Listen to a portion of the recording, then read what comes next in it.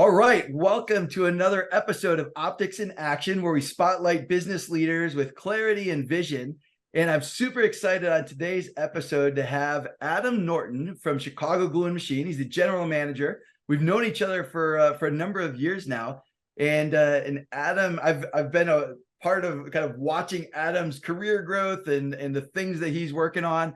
And excited to have you today, Adam, to talk a little about people, process, and performance, and how you've seen that evolve in your career, and how you kind of work with people and customers and your organization to keep developing that. So we're excited to have you on the show.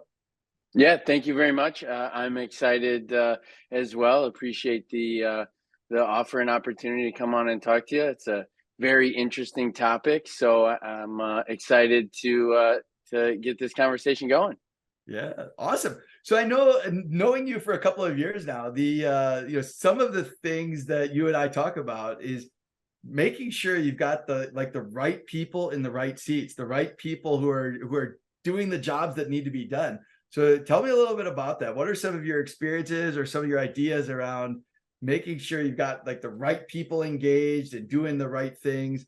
Let's start with people and your thoughts on that.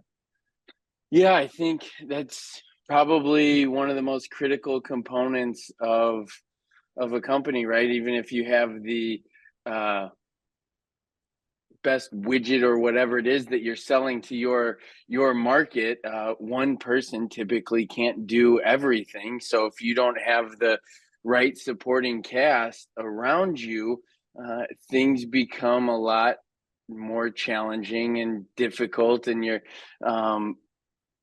looking at hurdles that you have that aren't necessarily connected to what you're trying to accomplish. They're just around things in the details of getting there. So when you have those right people, everything becomes much easier and smoother to manage, and really it's more efficient and more profitable.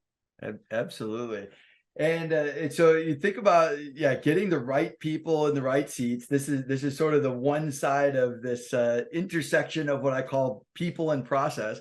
So recruiting in the right people is really critical, as you just mentioned, to helping an organization, or helping your organization to succeed and grow.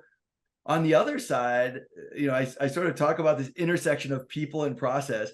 And on the other side, if you hire in great people, but you have terrible processes, what happens in those cases? So if you get the right people, but you have bad process, what happens then? I would say it's almost as much of a breakdown as having the wrong person, right? If you have the best person out there for whatever position it is, but there's no direction or guidance in what they're supposed to be doing, so that process that you mentioned there, it's going to be more challenging for them. It's frustrating for them, which in turn is going to be challenging and frustrating for anybody involved in that I'll call it world of that process. I know as simple as the process may be to me or the person who did it previously, if it's not documented well or easy for someone who knows nothing about it initially to start, I've seen that be a relatively big hurdle. That, well, we got it all written out, but you need X amount of knowledge and information to start with to get to that process. So if you don't back into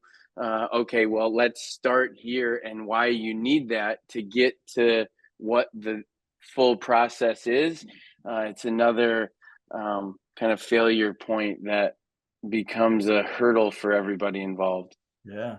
One of the things that I've seen you become very passionate about is this development of training programs, right? Development of engaging new service technicians. And I think you've been working on some stuff where it's not just about internal development, but also external development, potentially, of customers. Like, how do you train your customers? How do you train your internal team to be successful? What are some of the ways that you see or what's some of the potential you see of, or benefit of engaging and training internal and external people, like internal people in your organization, and training your customers or engaging with customers to really improve their knowledge and their understanding of process and things like that? What are some of the benefits that you see of going down this path that I think you started going down here? Yeah, well, specifically for us with the equipment that we work on for our customers, we as fast as we respond, we're not as fast as the people that are working in the company on that production line. So uh, if we can be there in, say, 2 hours, right? Well, they're there right now. So if they've got some amount of knowledge and insight into that equipment, then they might be able to solve the problem on their own, which would be great. As much as, we want the sale and we want to help, ultimately we want what is best for the customer. So if they can do it on their own, two thumbs up, it's faster, that production line is going sooner.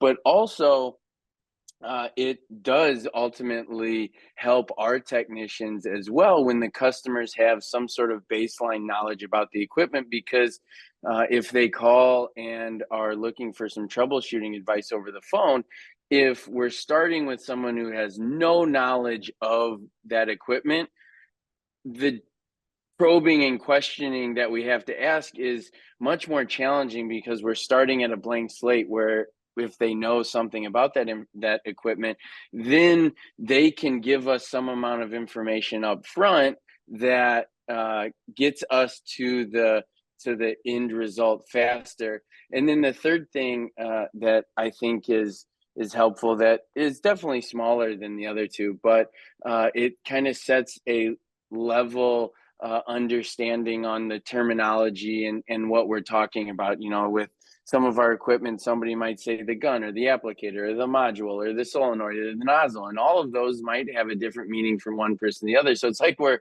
speaking a different language, and we all have possibly been in a scenario where you want to communicate and the language is different. So if we can get on that same playing field of, when we say X, it means this, then we're focusing in on exactly what it is, as opposed to spending time dialing in what we're talking about instead of moving down the root cause of the issue.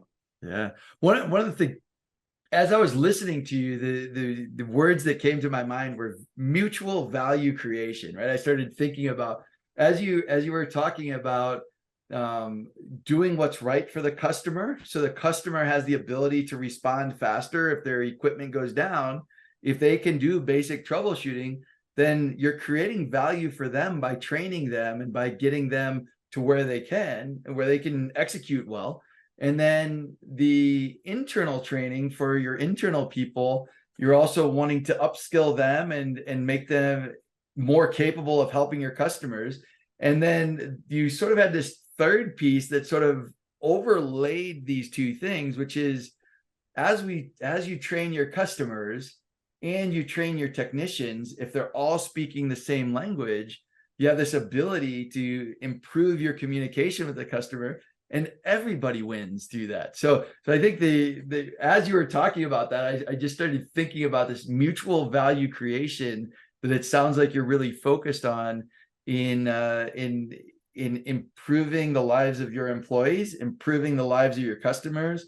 And then by doing both of those things in parallel, you're sort of, enhancing it even further. If I heard you kind of correctly, or if I understood that the right way. Yeah, I completely agree. I don't think it does any good if we're the only ones that benefit, right? The customers got to benefit from it, and if they're benefiting from it and we're not, we're not going to sustain our business very long. So, right, that mutual component has to be there. So if both parties can kind of help each other elevate and be successful, that's really the only way that everybody wins. Yeah, yeah. So as you think about your journey, as you think about your career path and being general manager of an organization, as you think about that journey that you've been on, do you have any stories about processes that were broken or that just weren't functioning well, and how that may have frustrated you or frustrated other people in your organization that you had to look at and say, boy, we need to fix this process, or we need to fix something about the way things are working here? Yeah, the one that comes to mind the most for me was probably a negative to any customers listening, but it was around our uh, solution or process to generate a price increase letter, right? So if uh, when I took a role within the company that was inside sales slash continuous improvement, I was doing both, and part of that was uh, as the market might change pricing up or down. I shouldn't have said just Yeah, price increases, because we have good. used it in a price decrease scenario, but Sure, right, but I if think we all experienced it, right? Like we would go back to yeah, during COVID times, there was like price fluctuations all over the place, yes. and so if you weren't staying up and involved in that, the increases, the decreases, the supply availability, all those things, I can only imagine the challenges around that. So yeah, Yeah, it was, our previous process was very clunky and took a long time, right? So when we receive an increase, it goes into effect in, say, 30 days, right? So the longer that it takes to go out to our customer base, the it hurts our bottom dollar, because what we're buying is increased before it can move out to the customer, and then vice versa on the decrease. Now we're affecting the customer, right? Because they're paying at an the elevated savings you're price trying to because pass along, or yeah, exactly. exactly. So if we didn't streamline that process and take it from, okay, it's going to take me 2 weeks to do, to get it out in a week, now on both ends, in depending on the scenario, the customers receiving that price savings faster, or we're staying profitable for that week. So that was the big challenge of how do we make it easier, but also streamline how long it takes to process. Yeah. So adapting. So I like that. I think adapting to market conditions and a company's ability to do that is really important to success. I can only imagine. Like as you were talking, I was thinking about like gas stations, for example, right? If the price of oil went up by 30%, but it took a gas station, you know, 3 weeks or a month or something to adjust their price, they might literally be out of business by the time, right? So Yes, gas stations yes. are sort of like this. I mean, you can see they've got those digital signs out front, and they're like changing in real time, based on market changes and things like that. And so when you have a process that's broken, or a process that's clunky, or a process that's taken a lot of time, it may impact your bottom line, it may impact your customers, it may impact what are some of the frustrations that might happen, or that maybe did happen when when you had to make a bunch of price adjustments and it took a long time to do? What are some of the things Yeah. that what are some of the frustrations that maybe happened as a result? So one of the common ones was bad information going to the customer. So they might receive a letter, I don't even buy this product, right? Or uh the price would say one thing on the letter, and then in the system it would be different. So then when the customer would go cut the PO, it would have X price, and customer service would say, well, that's the wrong price. And now we're internally working on, okay, which one is correct. The customer might have to reissue a PO, so then they're skeptical on, wait, it says this, why is it this? And there were I think from the uh company side, we're losing trust to our customers with that bad information. And internally, it's costing us a lot of time and energy. Various departments and people are getting frustrated, and morale goes down. And it really just stems through almost every aspect of the company and our customers. So it those Yeah. breakdowns in processes, depending on what they are and the magnitude of them, can really be a big pain point for people. Yeah. And I think you hit on one of the things that I'm so passionate about is that you hit on the impact. It impacts everybody. And it's not just about, whether it's a price increase, a price adjustment, price decrease. You hit on it impacts your customer because your customer looks at it and says, I don't buy this product. Or if they get the wrong letter or the wrong price or the wrong whatever, they're looking at it, they're not sure how to react, which means they have to communicate with somebody within your organization. And then somebody in your organization has to take time away from the other stuff that they're trying to work on to answer the question. And so you have to, you work through this lack of trust that may happen there. And the people in your organization are struggling and scrambling. Well, so what did the letter say and what's reflected in our system? And so you impact your customer, you impact internally, you might even impact your vendors in some ways as you navigate these things.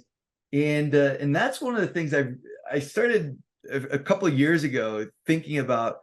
Good people without good process get frustrated.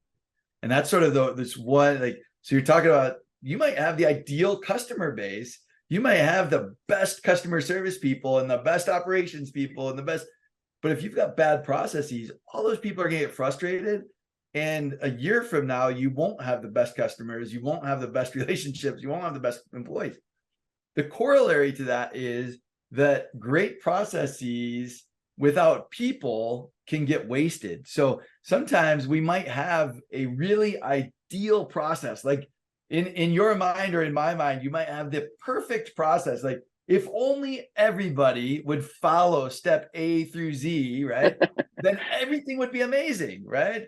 So great processes without people following them get wasted and ultimately lead to different frustrations. So do you have any situations where you maybe in your mind you had like, this is the perfect process, if only everybody would do this, but you had to figure out, how do I navigate to get people engaged? And maybe we have to do a less than perfect process, but if we can get people to do it, then it's actually going to move us forward. Does that make sense? Yeah, absolutely. It's a great point. My brain goes back towards when we were implementing a new sales process within the sales organization. And not to say that any sales process was going to be perfect, right? But I knew it was going to be better than what we had because I couldn't even tell you what that process was prior to this. So it was just, let's get something in place. And if we stay consistent with it and we do it methodically the same way, we'll at least get some amount of information of what pieces are successful and what pieces aren't, and then we can adapt and change it as we go. But we had, person X is doing it this way, person Y is doing it that way, and getting everybody on board on what that new process is going to be became a hurdle. And then once we got it in place, it's okay, here's the process. Now we've got to keep everyone in line to not revert back to how they were doing it before, but keep it on pace to do it the same way so that we can make an effective business decision on whether or not that's the process we want to keep. Because if everyone reverts back to the other processes that they were doing before, not sticking with the one that we developed, we've got no way of evaluating that process. So I know I got a little bit off tangent of your exact question, but does that fit what you were Oh, exactly. kind of I talking? think as you were talking about that, I was thinking about the concept of habits, right? Developing new habits. And when we think about habits that I've got certain bad habits today, right? There's a reason that I've got 20 pounds extra on me that than I'd rather have. If I had better habits, I would weigh a little bit less than I do today, right? And I think, did you played baseball in college, I think, right? Correct. Yes. Yeah. So if you think back to your baseball days, right? You had to develop good habits to keep improving in your in your ability to be an athlete. And if you had bad habits, you're going to go down a bad path, right? If you have better habits, you're going to increase and improve at what you're doing. And I think a lot of times people like look at it and they're like, so this is the ideal process, but if I can't do perfect, then my habits just never change, right? So I think about some conversations I had with some people about weightlifting and exercising, and they were talking about how if you go to the gym, right, the first thing you got to do is go to the gym, right? If you just say, well, Yeah. I'm not going to go to the gym because I don't have an hour and a half to lift weights today, so you don't go to the gym at Getting there is all. typically the hardest part in that one, right? Getting out of bed and going is sometimes harder than the workout itself. Yeah, so starting a habit, and so actually there was a book recently that I started reading. I think it was called Atomic Habits. I think this was the one. There were a couple of habits books I read a while back, and he talked about how this guy wanted to lose weight, and so what he did was he started going to the gym for 5 minutes a day, 5 minutes, right? And he's like the heaviest weight to lift in the gym is the front door. I started thinking about this, right? Like we could put so much thought into what's the perfect way to lift weights, and should I do 8 reps or should I do 12 reps? Like how, what should I do to maximize my performance? But if we spend all of our time thinking about that perfection of what a perfect workout might look like, but we don't create the habit of opening the door every day, then we won't make progress. And this guy said he would open the door, like he would go in, spend 5 minutes at the gym, and he would leave. And he ended up losing an enormous amount of weight doing this because it wasn't about creating the perfect workout. It was about creating a habit of showing up at the gym every single day. And Yeah. and I think like what you were talking about earlier. So I might have gone down a rabbit trail there, but what you were talking about earlier, you've got like this ideal process. We didn't even have a process before, but we've got to get people in the habit of moving towards that ideal process, even if it's a step at a time. We've got to move people towards that process. Does that make sense, or any thoughts on that? Yeah, no, I completely agree. It's the if we stay along the theme of the working out component, most people are thinking more of the physical component about it, right? But really, what you're tying the habit to, that's entirely mental, right? Getting up, going to that's a mental lift because you're right, you are thinking about the physical component of it and how challenging it may or may not be, but once you get the mental side of it, that habit established, then it just becomes part of your everyday. And with the sales process that I was talking about, one of the changes that we made was after every sales meeting or call, we call it a sales control letter, but a kind of a follow up will go out to the customer with the summary of things, and it was a clear format, and there was various information that needed to be in it.